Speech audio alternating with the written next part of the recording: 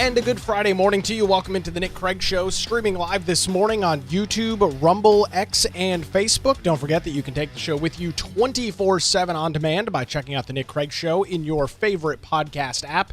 You can also listen online by visiting the website nickcraig.com. Our show this morning is brought to you in part by the Law Group. Visit them online at lawgroupnc.com or give them a call, 910-251-6088. We'll have more from them coming up a little bit later on in the program this morning. Well, a big day, all eyes on the United States as a major meeting is set to take place coming up at 3:30 Eastern this afternoon here on the East Coast in Alaska. It'll be 11 a.m. local time in Alaska, Anchorage to be precise, where President Donald Trump will meet with the Russian President Vladimir Putin. The President Trump, he is set to depart the White House. He was supposed to do so at 6:45. It's not immediately clear whether he has or has not left the White House yet. Likely to speak to media, either leaving the White House, hopping on Marine One to fly over to Joint Base Andrews, or if he doesn't speak there, maybe when he reaches the Joint Base and hops on Air Force One for the about 7-hour flight to Alaska. So that was supposed to happen at 6:45. It's not immediately clear if it has happened yet. I haven't seen any live feeds coming in, but if the president does talk to the press, talk to the media, which seems presumably pretty likely, at least at some point today during his departure, we will cover that live. I've got the live feed open showing the plane currently sitting at Joint Base Andrews. It's ready for takeoff. So if the president does speak to the media there, we'll bring you those comments live as they unfold right here on the show. And really, this is what today is all about. And it's been kind of telegraphed by President Trump. He wants to see whether Russian President Vladimir Putin is actually serious about peace. He wants to see if the Russian president is actually interested in coming to some sort of a peace agreement or some sort of peace deal.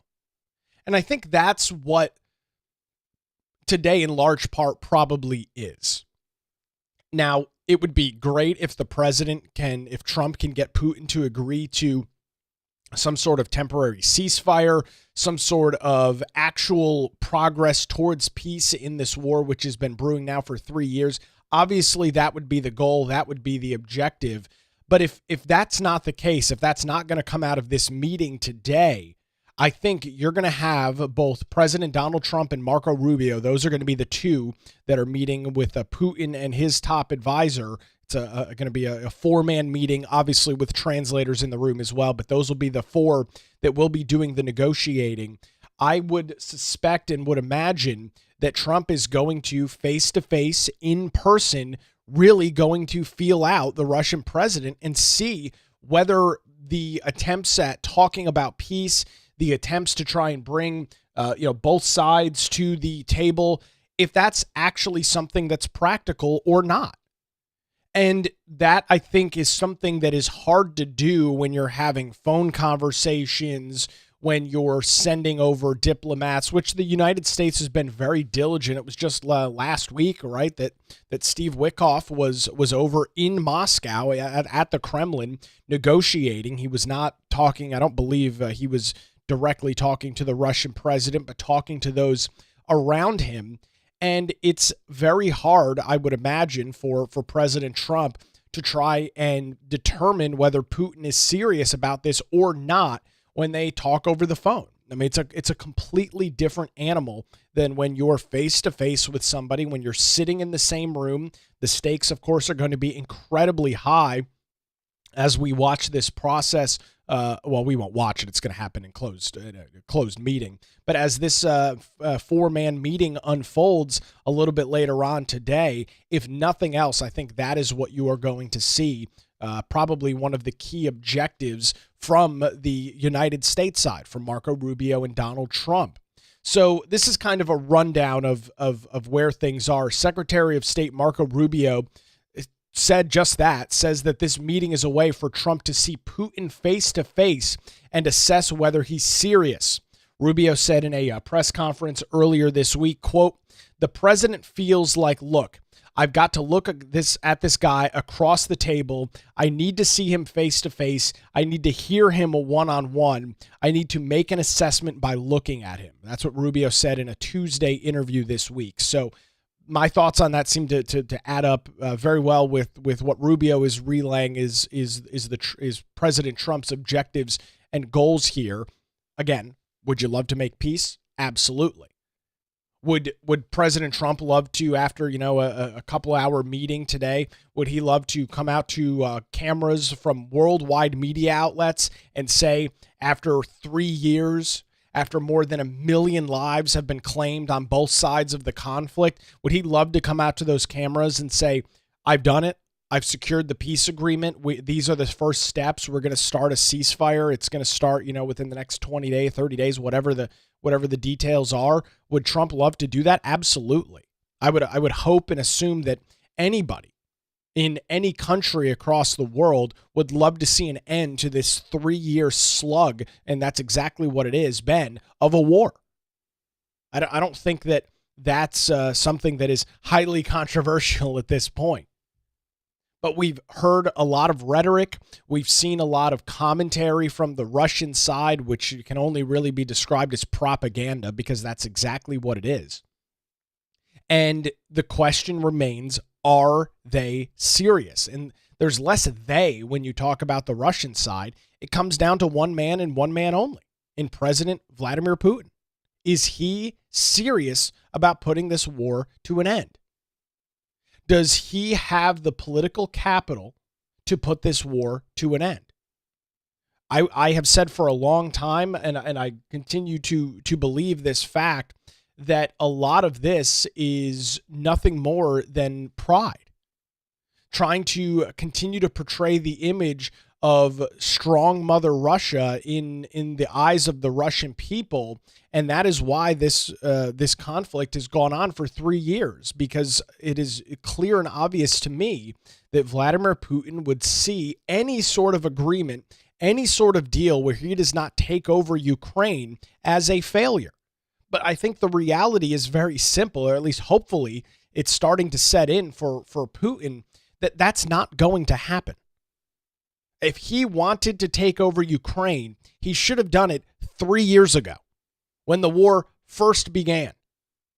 Instead, the battle lines have stalled. There has not been significant movement I don't know how long it's been, a year since there's been actual real significant movement on the battle lines between Russia and Ukraine. They move a little bit. They may move, a couple dozen miles here and there, but then they go right back. It's not anything significant.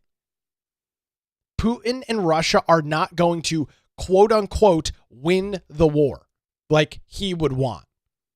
He is not going to be able to portray to his people. He is not going to be able to use the propaganda, which is, of course, controlled media in the state of Russia, which is exactly what they've got. He is not going to be able to control that narrative. He is not going to be able to claim to his people that they won the war. It's just not going to happen.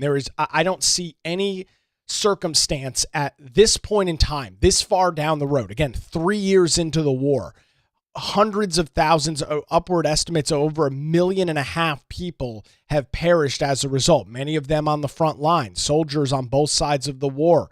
Of course, the countless amount of innocent civilians on both sides as well.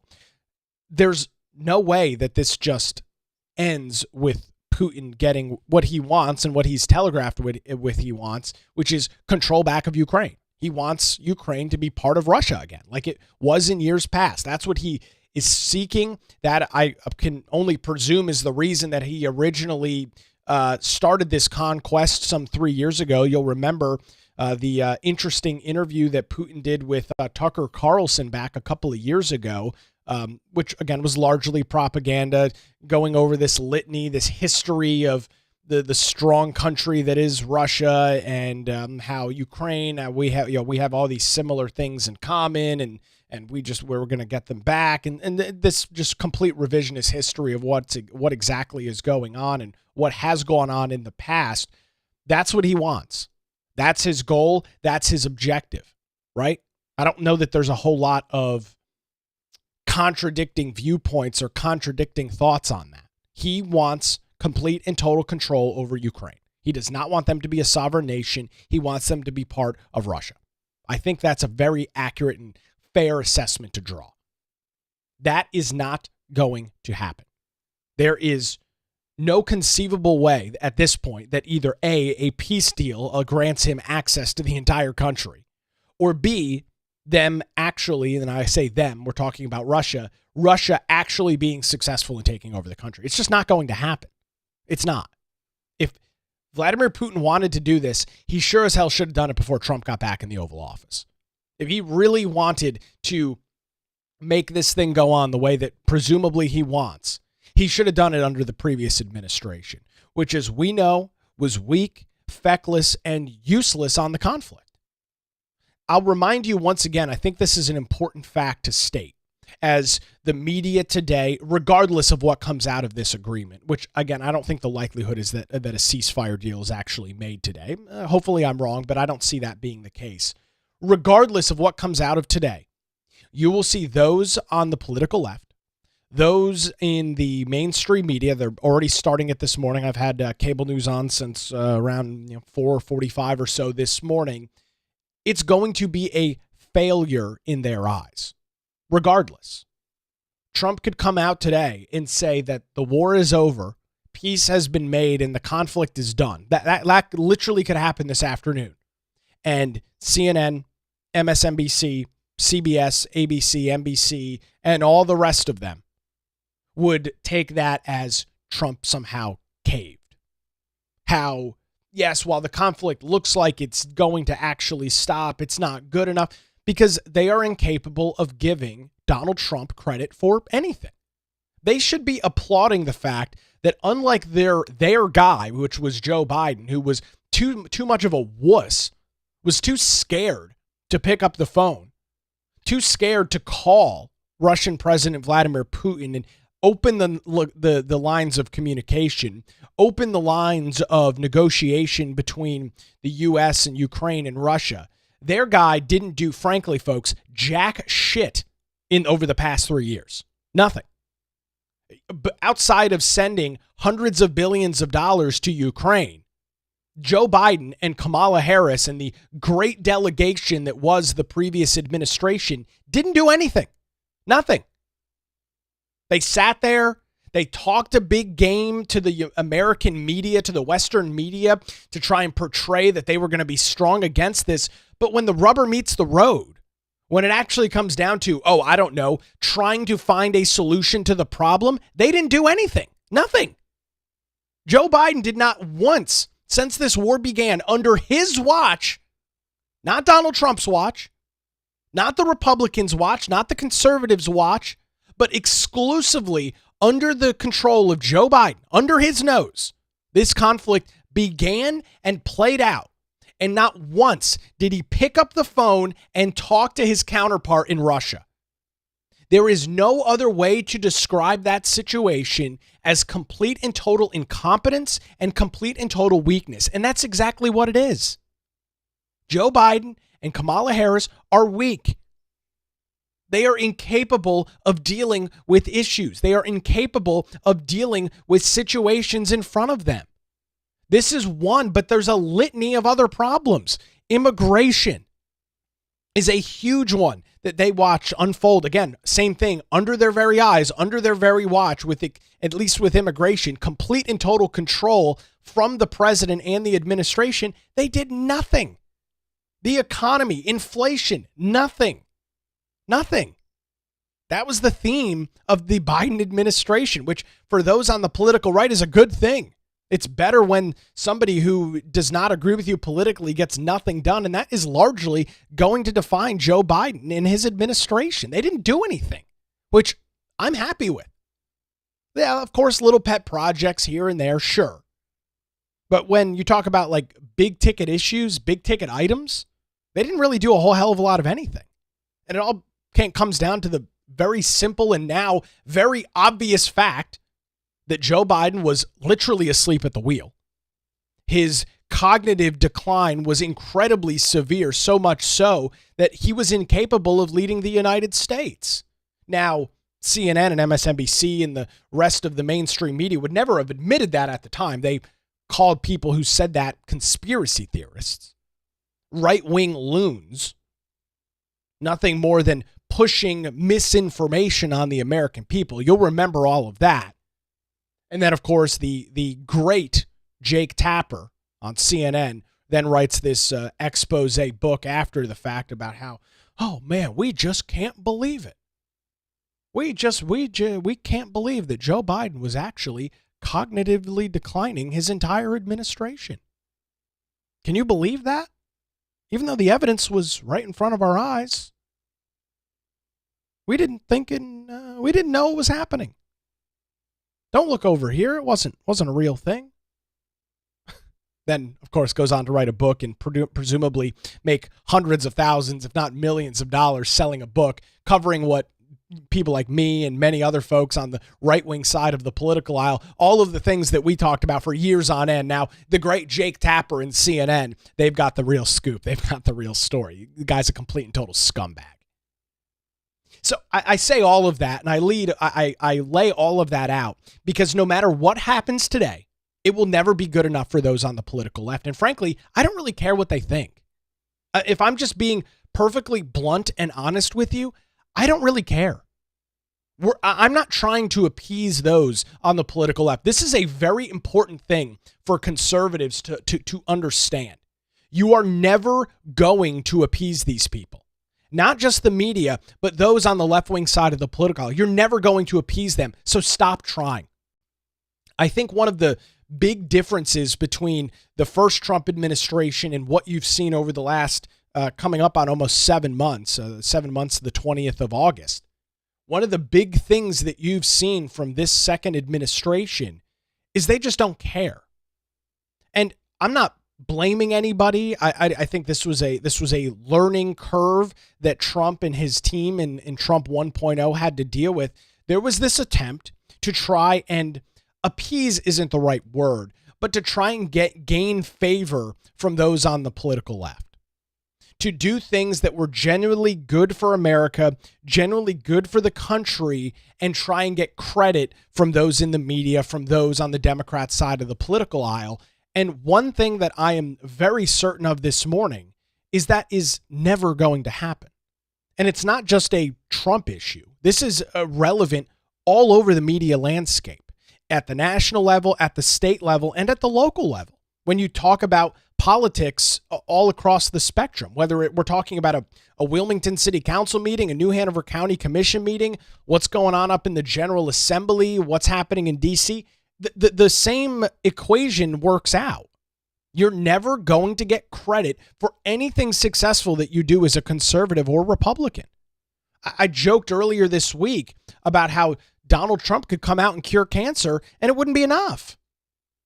There would have to be some sort of reason why it's not actually good. Oh, well, now people are going to lose their jobs because they're in the cancer research field, right? That would be the spin or something like that. They'd have to find a way to turn it into a negative situation.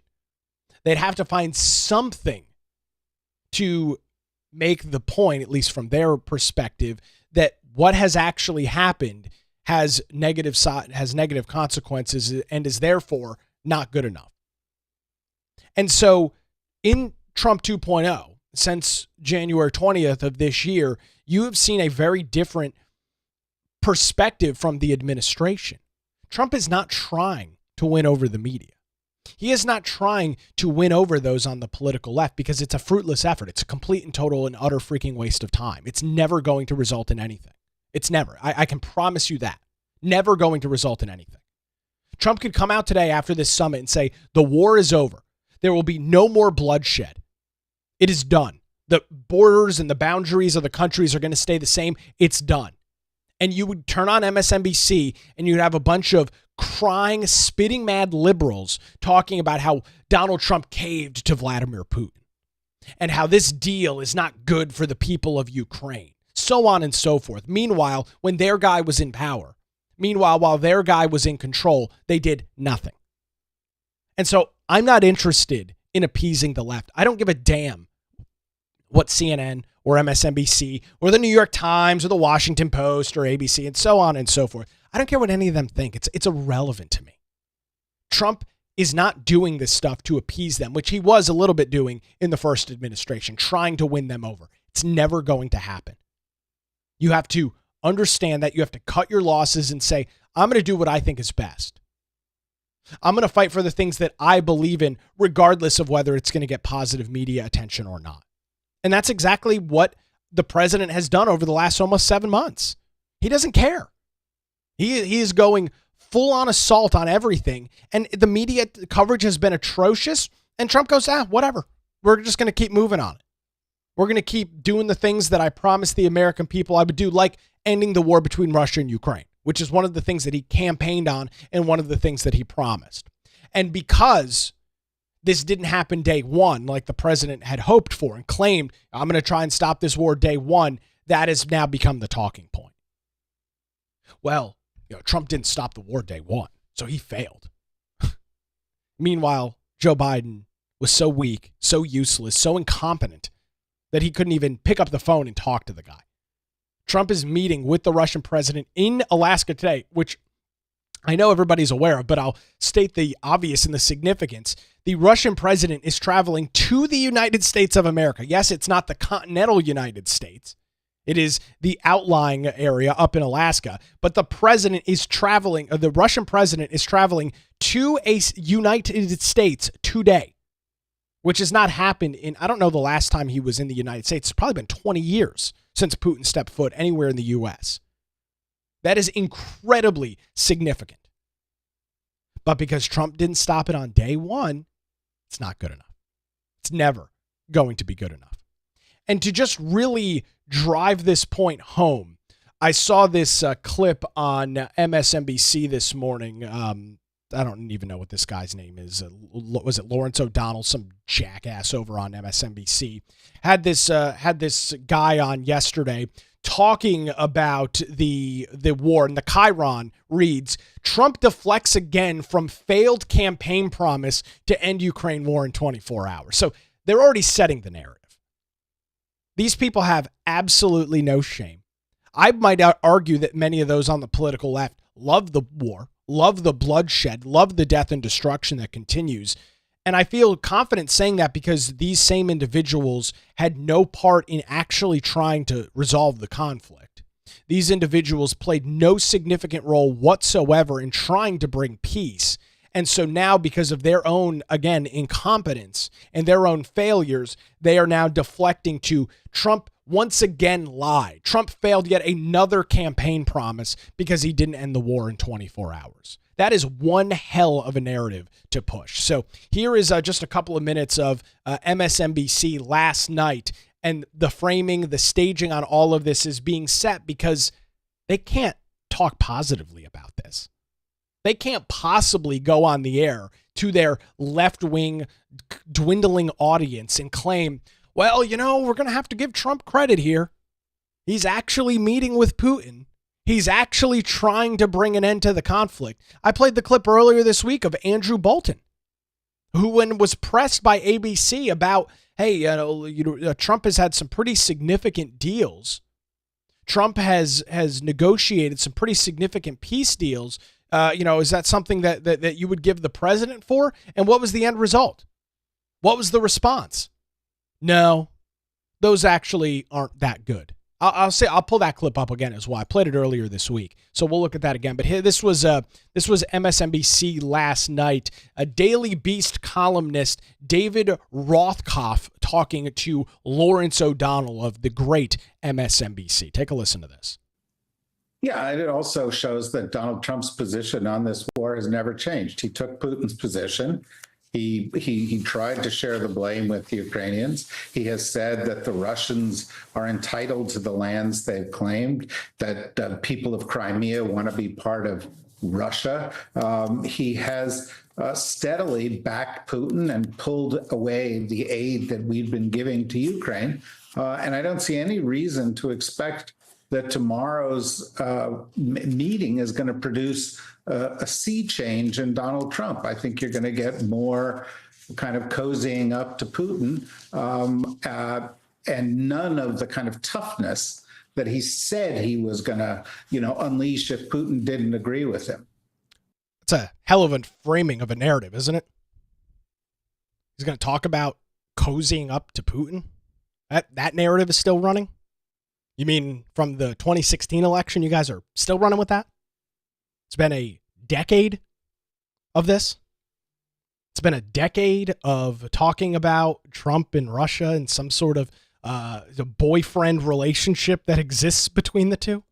It's been a decade, guys. It hasn't stuck because it's not based in any sort of reality. But again, that's the framing. That's what's being talked about. That is the stage that is being set. And again, I played this earlier in the week. I'm going to play it for you again. Here's Andrew Bolton on ABC This Week, their Sunday news program, and was asked very clearly, does Trump deserve credit for any of these foreign policy successes? And what did you hear from Andrew Bolton? The answer is no. They refuse to give Trump credit for anything. You've been highly critical, obviously, of Trump's foreign policy generally, and specifically on this case. Does he deserve some credit, though? He's had a string of what seemed to be legitimate foreign policy successes. You had the Azerbaijan-Armenia deal that was announced at the White House.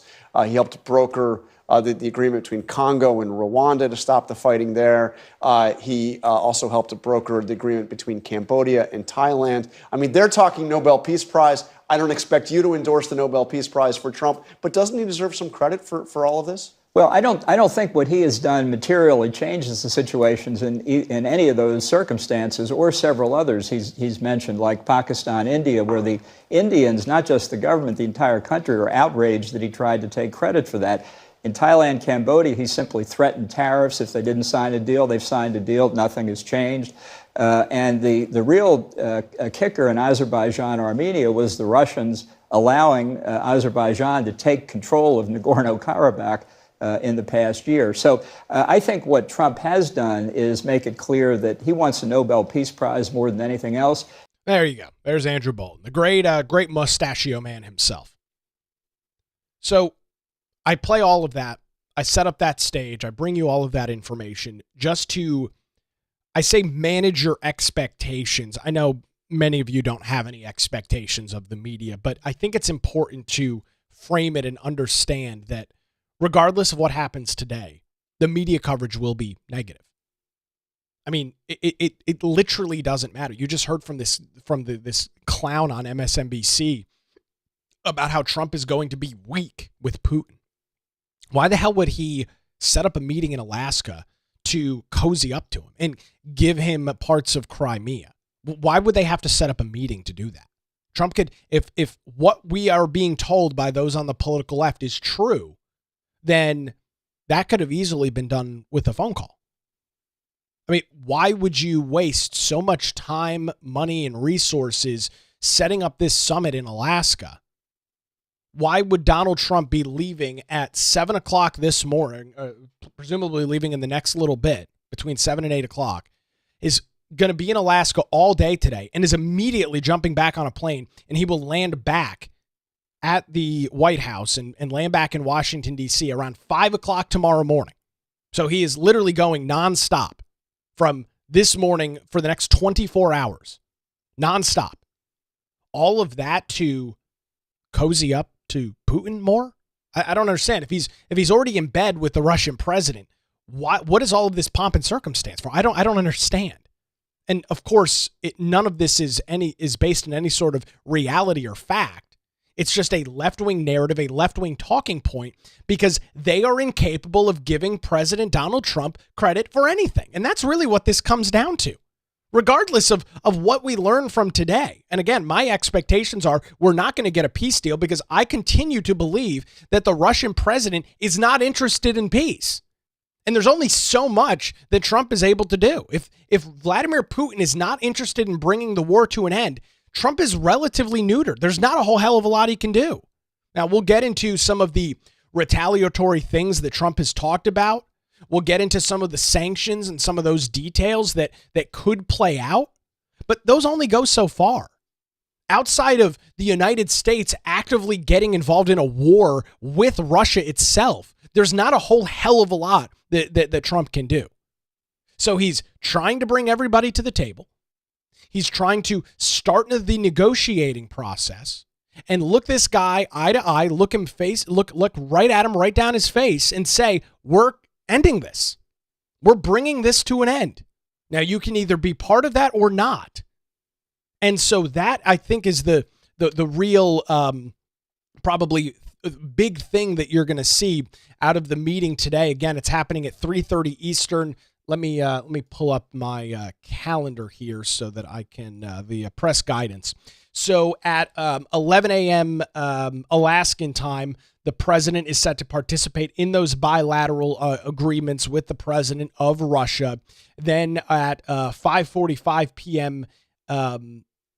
5:45 p.m. Alaskan time, which is I think 5 hours behind, he will leave the United States and fly back, or leave Alaska, I should say, fly back to the United States and land in D.C. There's set to be a lunch this afternoon in Alaska, and then if things go in presumably any sort of positive way, potentially a joint press conference sometime later this afternoon and into the evening hours here on the East Coast. So that is kind of the schedule for today, as the president is expected to depart from the United States, from Washington, D.C., coming up here in just a little bit. His plane is currently sitting on the tarmac, sitting on the runway over at Joint Base Andrews. The president should be arriving momentarily. If he does speak to the media, we'll try and get those comments and bring those to you. He just posted on Truth Social about 15 minutes ago in all caps, high stakes, and that is exactly what we are expecting today in Alaska. We'll continue the coverage coming up here in a few minutes right here on the Nick Craig Show.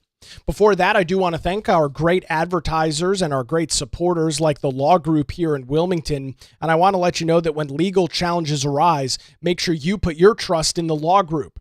For over 20 years, since 2003, their experienced attorneys have provided high-quality, affordable legal services across Eastern North Carolina.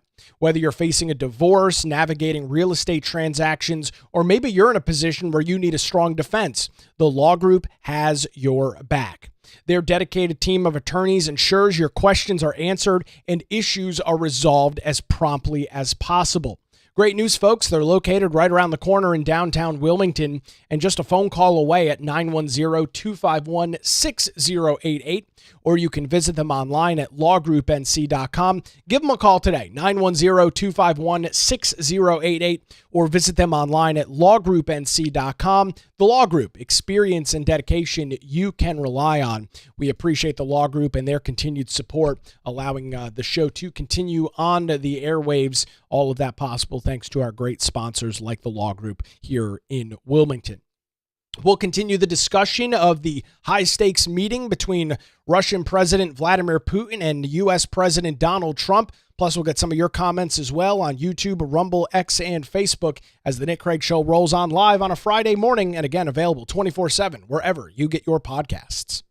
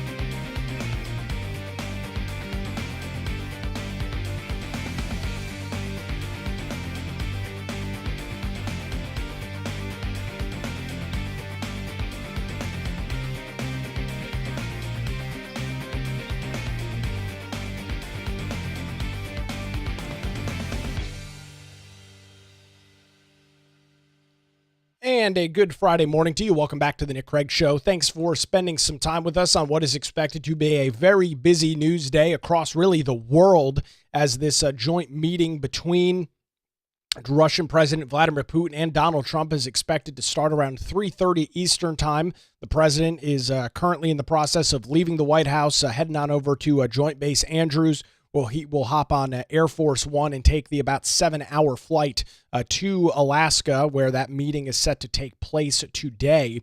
Again, the high-stakes meeting with the Russian president, all of this, of course, revolving around the ongoing conflict between Russia and Ukraine that has been going on. So the talks will kick off at 11:30 local time in Alaska, 3:30 on the East Coast at the joint base in Alaska, a U.S. military installation located in the northern part of Anchorage. They will reportedly begin with a one-on-one meeting between Trump and Putin, accompanied only by their interpreters. The length of that conversation will depend on the two leaders, according to Putin's foreign policy aide. Following that session, then there's some rumor that Marco Rubio may be in those initial talks as well. Leaders will continue discussion over a working lunch where their delegations will be present. So that'll be, J.D. Vance and other folks will be present for the more lunch portion of that. But the talks themselves ongoing between the just literally the world's two leaders. So here's an image I saw on social media showing the delegation. You can see from the United States side, of course, you've got Trump and J.D. Vance, Marco Rubio, Steve Witkoff, and the Treasury Secretary and Scott Bassett as they continue those negotiations. And then over, of course, on the Russian side, you've got the Russian president and then his group of diplomats that will be at that meeting. So you talk about a powerhouse crowd with Trump and Rubio in the room with Putin and his top officials is going to be a very interesting situation to watch unfold. You'd love to be a fly in the wall on a fly on the wall in that room when that negotiation is taking place. Press Secretary Caroline Leavitt told Fox News yesterday, quote, "Tomorrow morning, meaning today, bright and early, we will be departing the White House for our joint military base in Anchorage, Alaska, where he," meaning the president, "will engage in a one-on-one meeting with President Putin, followed by a bilateral lunch with representative delegations from both countries, and then a press conference." The question is, what will that press conference be? Will it be joint? Will it just be the president? Trump will undoubtedly speak to the media.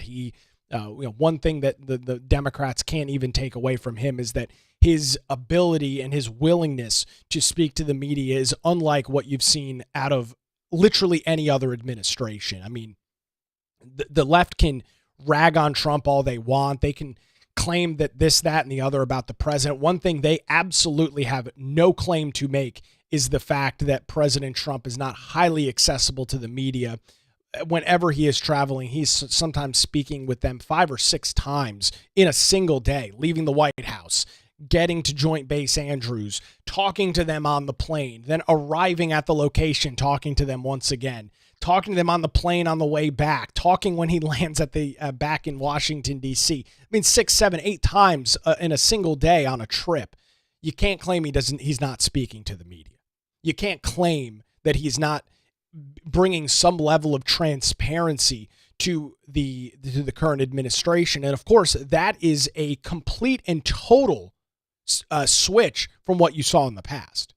I mean, we went weeks, sometimes months, without hearing from Joe Biden. You wouldn't see him. You wouldn't hear from him. Maybe you'd get a statement from the president posted on social media, but of course we know he wasn't writing those himself.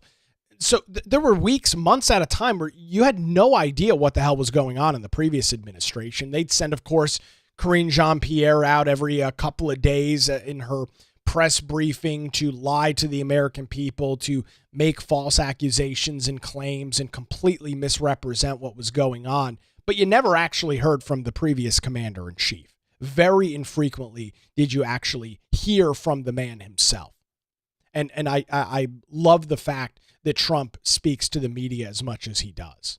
I love the level of transparency that we get, and I hope it's something that continues in future administrations, regardless of their political party. there is something very substantial about, at least to me as an American, me as an American voter, me as an American citizen, when you can hear directly from the horse's mouth as it relates to the president. Yes, having a press secretary is good. Yes, of course, sending out your surrogates to do media, all of that is fine and dandy. It's an important part of the equation. I get that. But hearing directly from the leader of the free world, hearing directly from the president is something that Trump has absolutely leveled up the game on, and I hope it's something that continues. So you're going to have the private meeting, then a lunch, then potentially a press conference. Not immediately clear exactly what time that would happen. I've heard some rumblings, maybe around 7 o'clock. I know Trump is sitting down and is speaking one-on-one with Sean Hannity. That will air tonight at 9 o'clock, so maybe we'll learn some more details from the president if there's not a press conference that takes place. The American delegation will consist of 5 members, those that we just went through, and there is a report that no documents are expected to be signed during the meeting. That's according to a Kremlin spokesperson, again, lending itself to the fact that we are probably not going to get a peace deal today, and this is more of an attempt by the president to figure out whether Vladimir Putin and the Russian delegation as a whole are actually serious about this, whether they are actually serious about making this thing happen. Are they interested in peace, or are they interested in continuing the war, continuing the conflict? To what avail, I have no idea. To whether they think it's going to play out, the answer to that question remains largely unknown this morning, again, because there's so much that is unknown with this. President Donald Trump was on with Brian Kilmeade yesterday morning on his radio show, and they had a pretty expansive conversation. I think it's important to listen to just a couple of minutes of this. Here's the Brian Kilmeade show yesterday morning. 6 wars this year. This was going to be one of my easy ones, but it never works out that way. This turns out to be probably the most difficult. I stopped one that was raging for 35 years, one that was raging in the Congo with Rwanda, you know that, for 31 years. And this one is raging for 3.5 years, and I'm not happy about it. It's ridiculous, and we're going to get it stopped. We're going to get it stopped. I inherited this from Joe Biden, but we're going to get it stopped. So Vladimir Putin just spoke, and I have the readout, if I could share it with you. He's just said the American administration, which, as everyone knows, is making, in my opinion, quite energetic and sincere efforts to stop the hostilities, stop the crisis, and reach agreements that are in the interest of all parties involved in this conflict in order to create long-term conditions of peace between our countries and in Europe and in the world as a whole. If we reach agreements in the area of control over strategic offensive weapons at the next stage, and then it's cut off. So he seems to be in the right mindset going in. How will you know if he's in the mindset for a ceasefire and a long-term end to the conflict? Well, I think you'll know that in the first couple of minutes, but I think you already know that because he's coming to Alaska. He's coming to the USA, and I think you know that. I think that's a nice statement. I just heard it. You gave me a little breaking news. I appreciate it. But I think he wants to get it done. I really feel he wanted the whole thing. I think if it weren't me, if it was somebody else, he would be not talking to anybody. He wasn't talking. You know, when I was previous to being elected, unfortunately, the 2020 election where we did so well, it was very unfortunate, the result. But what happened is when I came in, I realized, I said, this is a man that really wants the whole thing. And I think he does want the whole thing, and I think he has wanted the whole thing. But because of a certain relationship that he has with me running this country, he really, I believe now, he's convinced that he's going to make a deal. He's going to make a deal. I think he's going to, and we're going to find out. I'm going to know very quickly. We're going to go into the meeting. We're going to see him. We're going to. I won't do what Bush did, look him in the eye. I'm not going to do that. I'll look him right in the eye, but I feel a little bit differently than Bush. It didn't work out too well for Bush. Remember this, Brian. Under Bush, they lost a lot of land. Under Obama, they lost a lot of land, Crimea. Under Biden, they would have lost the whole thing if he had won the president. They would have lost the entire Ukraine. And they had the war started and raging. It would have never started if I was president. Not even a chance. And it didn't for 4 years. You know that. Nobody ever even talked about it. But under Trump, you know what? They got nothing. They got nothing.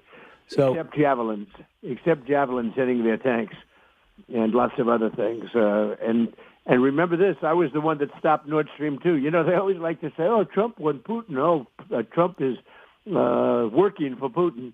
You know, these crooked people, which they just found out now is all, they should be prosecuted. They're so disgraceful. But they made up stories. As Putin knows, I'm the toughest one that he's ever had to deal with. He's never had to deal with anybody like me. And here's the other thing, Brian. They got nothing out of Trump. They got no land. They didn't do a Bush. They didn't do an Obama. And they didn't do a Biden. So the way I understand it, Mr. President, it's hard to find out exactly what's going on in Russia. That's just, by the way, they're made up. Even the people of Russia don't know what's going on. It looks like 45% of their economy is military-oriented. Their factories are so depleted. They're having North Koreans work the factories and do their fighting. Do you believe that by saying shrinking down from 50 to 10 days and just a handful of days, was that threat is the reason why Steve Witkoff heard from them that they wanted to meet? Do you think that's the reason we're having this meeting in Alaska? Because you were about to put on sanctions?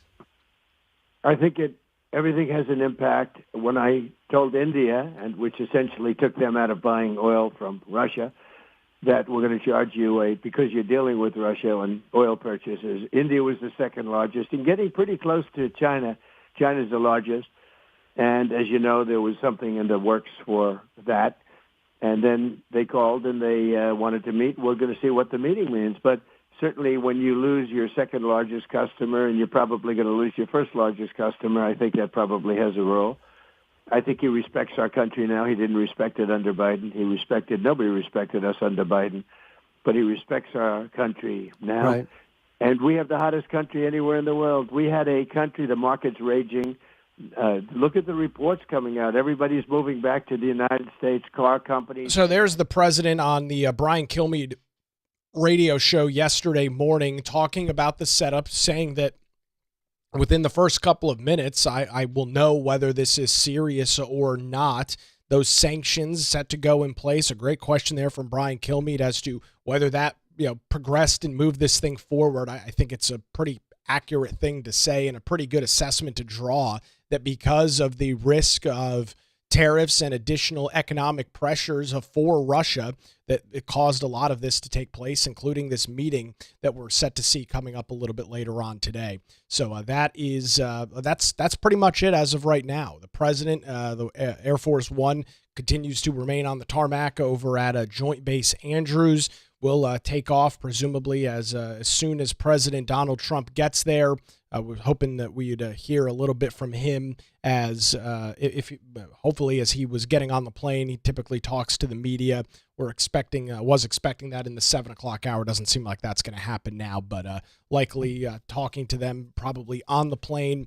And then the meeting will take place 3:30 this afternoon. I would imagine by looking at the official schedule one more time, let me just make sure I've got my times right on this. I would suspect maybe by 5, 6, 7 p.m. Eastern here in the U.S. that press conference would take place because the president is set to depart at 5:45 Alaskan time. So that'll be around a little after 10 o'clock here on the East Coast. That press conference will take place, and we'll find out. So again, don't have any sort of high hopes or expectations that the media will give the president credit for brokering this in the first place, for getting the Russian president onto U.S. territory to make this deal. But that's the unfortunate reality of the media. There's a lot going on today, a high stakes meeting to bring this thing to a close. We'll hear about it. May or may not do another live stream later on tonight, depending on what time it looks like all of this is going to take place. So if you're around tonight when that takes place, head on over to either our YouTube, Rumble, Facebook, or X channel. We'll try and keep you up to date on that. And if not, we'll have a full rundown, a full recap coming up Monday morning with audio, with clips from the press conference or from the president itself. And we'll see exactly what goes on there. So a lot happening today in the United States. Wish I could provide you more detail and information, just rather scarce right now before and ahead of this meeting taking place. We'll have a full recap and full rundown coming up Monday morning right here on the Nick Craig Show. Well, that's going to do it for a Friday edition. Thanks to the Law Group here in Wilmington for their continued support. Thanks to those over on our Patreon for their continued support as well. We're back Monday morning, 7 a.m., YouTube, Rumble, X, Facebook, and 24/7 wherever you get your podcasts. Thanks for spending another week here on the Nick Craig Show. We'll chat with you next week. Have a great weekend.